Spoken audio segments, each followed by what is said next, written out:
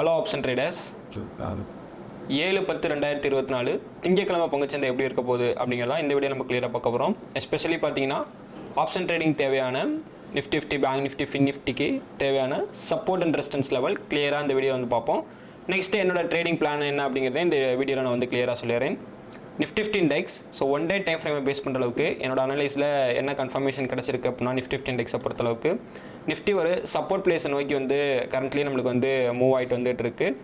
நான் ஃப்ரைடே வந்து மென்ஷன் பண்ண மாதிரி மார்க்கெட் வந்து 25,130, அதாவது 25,000 மார்க்கெட் வந்து சப்போர்ட் எடுக்கணும் அப்படின்னு ஒரு 1 hour டைம் ஃப்ரேமை பேஸ் பண்ணி நீங்கள் போய் பார்த்தீங்கன்னா மார்க்கெட் சப்போர்ட் எடுத்து கிட்டத்தட்ட 100 பாயிண்ட்ஸ் நம்மளுக்கு வந்து மூவ் ஆச்சு. அதுக்கப்புறம் அகைன் வந்து வார் ரிஃப்ளெக்ஷனால மார்க்கெட் அகைன் வந்து டவுன் ட்ரெண்டில் வந்து நம்மளுக்கு கம்ப்ளீட் ஆயிருக்கு. ஸோ நிஃப்டி 50 இண்டெக்ஸ் இப்போ இருக்க ஒரு பொசிஷனை பேஸ் பண்ணுற அளவுக்கு என்னென்னா 24,971 நம்மளுக்கு பிரேக் பண்ணுது அப்படின்னா நெக்ஸ்ட் நம்மளுக்கு சப்போர்ட் எடுக்கக்கூடிய பிளேஸ் பார்த்தீங்கன்னா 24,880 வந்து சப்போர்ட் எடுக்கணும். பட் வீக்லி டைம் ஃப்ரேமை பேஸ் பண்ணுற அளவுக்கு எனக்கு எக்ஸாக்டாக எந்த லெவலில் வந்து சப்போர்ட் எடுத்தால் பெட்டராக இருக்கும் அப்படின்னு பார்த்தீங்கன்னா இந்த ஒரு லெவலில் 24,936, அதாவது 30 to 50 இந்த லெவலுக்குள்ள வந்து சப்போர்ட் எடுத்தால் நம்மளுக்கு நிஃப்டி 50 இண்டெக்ஸ் ஸோ இங்கேருந்து நம்மளுக்கு புல்லிஷ் ட்ரெண்ட் மாறதுக்கான சான்சஸ் வந்து அதிகமாக இருக்குது. 1 hour டைம் ஃப்ரேமை பேஸ் பண்ணுற அளவுக்கு ஷார்ட் டேர்முக்கான அனலைஸ் வந்து எனக்கு எந்த மாதிரி தோணியிருக்கு அப்படின்னு பார்த்தீங்கன்னா ஜஸ்ட் எனக்கு இந்த லெவலை பிரேக் பண்ணாலே அப் ட்ரெண்ட் அப்படின்னு நான் எக்ஸ்பெக்ட் பண்ணியிருக்கேன். அதாவது 25,100 பிரேக் பண்ணிச்சு அப்படின்னா மார்க்கெட் நெக்ஸ்ட் நம்மளுக்கு அப் ட்ரெண்டில் போகணும். என்னோட பொசிஷன் நான் இது வரையும் கேரி ஃபார்வர்ட் பண்ணுவேன்னு பார்த்தீங்கன்னா 25,230 வரையும் நான் வந்து கேரி ஃபார்வர்ட் பண்ணுவேன். ஸோ இதுதான் என்னோட first target. Next target once எனக்கு அதை பிரேக் பண்ணுது அப்படிங்கிறப்ப 25,300 வரையும் நான் வெயிட் பண்ணிவிட்டு ஸோ அதுக்கு மேலே நெக்ஸ்ட்டு என்னோட பொசிஷன் எடுத்து 25,479 வரையும் என்னோட பொசிஷன் வந்து நான் கேரி ஃபார்வர்ட் பண்ணுறதுக்கு ரெடியாக இருக்கேன். நெக்ஸ்ட்டு பார்த்தீங்கன்னா இன்ட்ராடே அனாலிசிஸில் அப்போ நிஃப்டி எந்த அளவுக்கு நம்மளுக்கு கன்ஃபர்மேஷன் கொடுக்கணும் அப்படின்னு பார்த்தீங்கன்னா 25,157, அதாவது நம்மளுக்கு எதை பிரேக் பண்ணால் நம்ம அப் ட்ரெண்ட் என்ட்ரி எடுக்கலாம் அப்படின்னு பார்த்தீங்கன்னா 25,064 பிரேக் பண்ணால் நான் ஒரு அப் ட்ரெண்ட் என்ட்ரிக்கான கன்ஃபர்மேஷன் கிடச்சுன்னா ட்ரை பண்ணுவேன். அது எதை நம்மளுக்கு கன்ஃபர்மேஷன் எங்கே கிடைக்கும் அப்படின்னா 25,100 நம்மளுக்கு பிரேக் பண்ணுறப்ப நம்மளுக்கு அப் ட்ரெண்டா அப்படிங்கிற ஒரு ஃபுல் கன்ஃபர்மேஷன் கிடைக்கும். ஸோ அப்போ நம்மளோட ட்ரேட் எடுத்து 25,160 அதாவது ஒரு 60 பாயிண்ட்ஸ் வந்து ஒரு டார்கெட் ஆகும். அகெயின் வந்து ஒரு ட்ரைலிங் மூவ் பண்ணி 25,222 வந்து நெக்ஸ்ட்டு டார்கெட் ஆகும். ட்ரைலிங்கை பேஸ் பண்ணி 25,400 வரை என்னோட ட்ரேடிங் வந்து நான் வந்து கேரி ஃபார்வர்ட் பண்ணிகிட்டு இருப்பேன். சரிங்களா?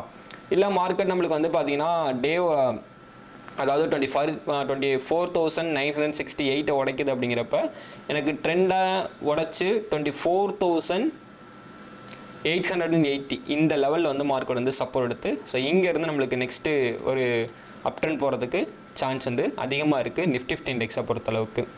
நெக்ஸ்ட்டு பார்த்தீங்கன்னா பேங்க் நிஃப்டி இண்டெக்ஸ். பேங்க் நிஃப்டியும் கிட்டத்தட்ட நம்ம சொன்ன லெவலுக்கு வந்து ஈக்குவலாக வந்து ஒர்க் ஆகிட்டு இருக்குது. ஸோ நீங்கள் இந்த லெவல்ஸ்லாம் அனலைஸ் பண்ணி ட்ரேட் எடுத்திங்கன்னா உங்களோட ட்ரேடிங் கரியரில் வந்து ஒரு பெஸ்ட்டு ஸ்ட்ராட்டஜியாக வந்து இது வந்து அமைய வாய்ப்பு வந்து அதிகமாக இருக்குது. சரிங்களா?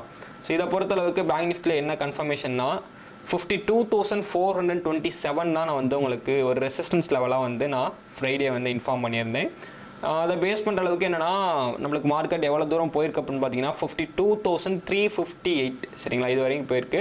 பட் நம்ம எக்ஸ்பெக்ட் பண்ணது 427 எக்ஸ்பெக்ட் பண்ணோம். சரிங்களா? பட் அதுவே நம்மளுக்கு ஒரு பெரிய ஒரு சப்போர்ட் தான். 358ங்கிறது ஒன் ஆஃப் த ரெசிஸ்டன்ஸ் லெவலுக்குள்ளே போயிடுச்சு. சரிங்களா? ஸோ அதனால் நம்மளுக்கு பிரச்சனை கிடையாது. நம்மளுக்கு அங்கே போயிட்டாலே ஒரு செல்லிங் ப்ரெஷர் ஆகிறதுக்கான சான்சஸ் அதிகமாக இருக்குன்னு தான் அர்த்தம். அங்கேருந்து நம்மளுக்கு சடனாக செல் ஆகி 51,462 வந்து நம்மளுக்கு மார்க்கெட் வந்து கம்ப்ளீட் ஆகிருக்கு. இப்போ எங்கே சப்போர்ட் எடுக்கணும் அப்படின்னு பார்த்தீங்கன்னா just check this place. Okay, 51,300 இதுக்குள்ளே ஒரு சப்போர்ட் இருக்குது. இங்கேருந்து எனக்கு சப்போர்ட் எடுத்துச்சுன்னா so confirm next market will be move on the up trend. ஒரு வேளை எனக்கு 51,350 நம்மளுக்கு பிரேக் பண்ணுது அப்படின்னா 51,000 is a crucial level support. சரிங்களா? ஸோ அப்போ இந்த லெவலை நீங்கள் அண்டர்ஸ்டாண்ட் பண்ணிக்கோங்க. ஸோ இது வந்து உங்களோட ட்ரேடிங் லெவல் வந்து குறித்து வச்சுக்கோங்க. சரிங்களா? ஓகே, பேங்க் நிஃப்டியோட ஷார்ட் டேர்ம் அனலைஸ்லாம் நம்மளுக்கு என்ன கன்ஃபர்மேஷன் கிடச்சிருக்கு அப்படின்னா அதாவது என்னோட ட்ரேடிங் எப்படி இருக்கும் அப்படின்னா 51,600 பிரேக் பண்ணுது அப்படிங்கிறப்ப 51,900 வரையும் ஒரு அதாவது நெக்ஸ்ட்டு வந்து ஒரு 300 பாயிண்ட்ஸ் வந்து நான் வந்து ஒரு அப் ட்ரெண்ட் என்ட்ரி எடுக்கிறதுக்கான சான்சஸ் வந்து எனக்கு இருக்குது. சரிங்களா? 51,900 பிரேக் பண்ணிச்சுன்னா நெக்ஸ்ட்டு 52,400 வரையும் ஒரு அப் ட்ரெண்ட் என்ட்ரிக்கான பாசிபிலிட்டிஸ் வந்து எனக்கு கிடச்சிருக்கு. இந்த லெவலில் உடைச்சாலே நான் என்ட்ரி வந்து கன்ஃபர்மேஷன் கிடச்சிடும் 51,600. ஓகேங்களா?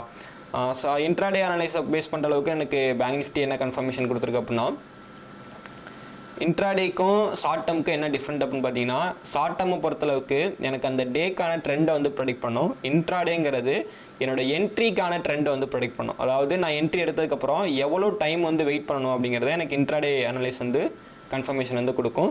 அதை பேஸ் பண்ணுற அளவுக்கு எனக்கு என்னென்னு பார்த்தீங்கன்னா 51,600 to 700க்குள்ளே நான் என்னோட என்ட்ரிக்கான கன்ஃபர்மேஷன் கிடச்சிரும். ஒன்ஸ் நாங்கள் என்ட்ரி எடுக்கிறேன் அப்படின்னா 52,000 கேரி ஃபார்வர்ட் ஆகுதா அப்படிங்கிற ஒரு கன்ஃபர்மேஷனில் என்னோட என்ட்ரியை வந்து நான் வந்து மூவ் பண்ணிவிட்டு பொசிஷனை வந்து ஹோல்ட் பண்ண ஸ்டார்ட் பண்ணுவேன். சரிங்களா? ஒன்ஸ் எனக்கு இந்த லெவலில் பிரேக் பண்ணணும், அதாவது 51,350 பிரேக் பண்ணிச்சுன்னா நான் ஆல்ரெடி சொன்ன மாதிரி 51,000 ஈஸியாக க்ரூஷியல் லெவல் சப்போர்ட்டாக எனக்கு ஆக்டிவ் ஆகும். பேங்க் நிஃப்டி இண்டெக்ஸை பொறுத்தளவுக்கு. ஃபின் நிஃப்டி இண்டெக்ஸை பொறுத்தளவுக்கு என்ன கன்ஃபர்மேஷன் நம்மளுக்கு உட்காந்துருக்கு அப்படின்னு பார்த்தீங்கன்னா, ஃபின் நிஃப்டி அருமையான ஒரு ரெசிஸ்டன்ஸில் போயிட்டு ஒரு நல்ல ஒரு ரீட்ரெஸ்ட் எடுத்துகிட்டு தான் கீழே வந்து விழுந்துட்டு இருக்கு. ஃபின் நிஃப்டியை பொறுத்தளவுக்கு ஒரு சப்போர்ட் லெவல் கரண்ட்லி அப்படின்னு பார்த்தீங்கன்னா லாங் டேர்மை பேஸ் பண்ணுற அளவுக்கு 23,444, அதாவது 23,400 ஈஸியாக க்ரூஷியல் லெவல் சப்போர்ட்டாக நம்மளுக்கு ஃபின் நிஃப்டி இண்டெக்ஸ் கரண்ட்லி நம்மளுக்கு ஒர்க் ஆகிட்டு இருக்கு. ஷார்ட் டேர்ம் அனலிஸை பேஸ் பண்ணுற அளவுக்கு கரண்ட்லி பார்த்தீங்கன்னா இந்த லெவலை பிரேக் பண்ணணும், அதாவது 23,732 பிரேக் பண்ணால் தான் நம்மளுக்கு அப் ட்ரெண்ட் அப்படிங்கிற ஒரு கன்ஃபர்மேஷன் வந்து கிடச்சிருக்கு. ஒன்ஸ் இந்த லெவலில் பிரேக் பண்ணாலே நம்மளுக்கு டவுன் ட்ரெண்ட், 23,598 பிரேக் பண்ணாலே நம்மளுக்கு டவுன் ட்ரெண்ட். அதில் பிரேக் பண்ணிச்சுன்னா நான் ஆல்ரெடி சொன்ன மாதிரி 23,400 வந்து ஒரு of the crucial level support இருக்கும். அது வரையும் நம்மளோட பொசிஷன் வந்து நம்ம டவுன் ட்ரெண்டுக்கு வந்து கேரி ஃபார்வர்ட் பண்ணலாம்.